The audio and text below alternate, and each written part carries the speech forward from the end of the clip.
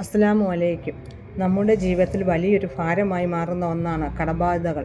എത്ര ശ്രമിച്ചാലും കടം വീടാൻ കഴിയാതെ വിഷമിക്കുന്നവർക്ക് വലിയൊരു ആശ്വാസമാണ് ഖുർആനിലെ ഈ സൂക്തം.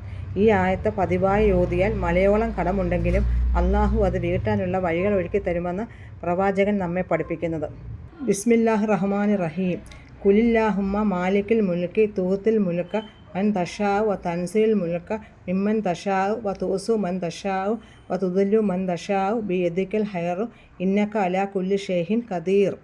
എല്ലാ ആധിപത്യത്തിൻ്റെ ഉടമസ്ഥനെ അള്ളാഹുവേ, നീ ഉദ്ദേശിക്കുന്നവർക്ക് നീ ആധിപത്യം നൽകുന്നു, നീ ഉദ്ദേശിക്കുന്നവരിൽ നിന്ന് നീ ആധിപത്യം നീക്കം ചെയ്യുകയും ചെയ്യുന്നു.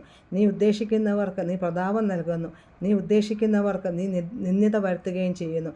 നിൻ്റെ പക്കലാണ് സർവ്വ നന്മകളും ഉള്ളത്. നിശ്ചയമായി നീ എല്ലാ കാര്യങ്ങൾക്കും കഴിവുള്ളവനാണ്. ഈ ആയത്തുകൾ ഓതിയതിനു ശേഷം ഈ ദുആയും ചൊല്ലുക. ബിസ്മില്ലാഹിർ റഹ്മാനിർ റഹീം.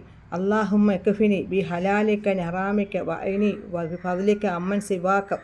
അള്ളാഹുവേ, നിൻ്റെ ഹലാലായ മാർഗങ്ങൾ കൊണ്ട് ഹറാമായതിനെ തൊട്ട് നീ എനിക്ക് മതിയാക്കണമേ. നിൻ്റെ അനുഗ്രഹം കൊണ്ട് നീ അല്ലാത്ത മറ്റാരോടും ചോദിക്കാത്ത വിധം എന്നെ നീ ഐശ്വര്യവാനാക്കണമേ. ഉറങ്ങാൻ പോകുന്നതിന് മുമ്പോ ഓരോ ഫർള് നമസ്കാരത്തിന് ശേഷമോ ഈ ആയത്തുകൾ പൂർണ്ണ വിശ്വാസത്തോടെ ഓതുക.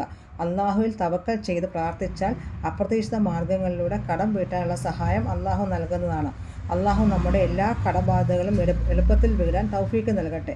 ഈ അറിവ് ഉപകാരപ്പെട്ടുവെങ്കിൽ ലൈക്ക് ചെയ്യാനും ചാനൽ സബ്സ്ക്രൈബ് ചെയ്യാനും മറക്കരുത്. അസ്സലാമു അലൈക്കും വറഹ്മത്തുള്ളാഹി വബറകാതുഹു.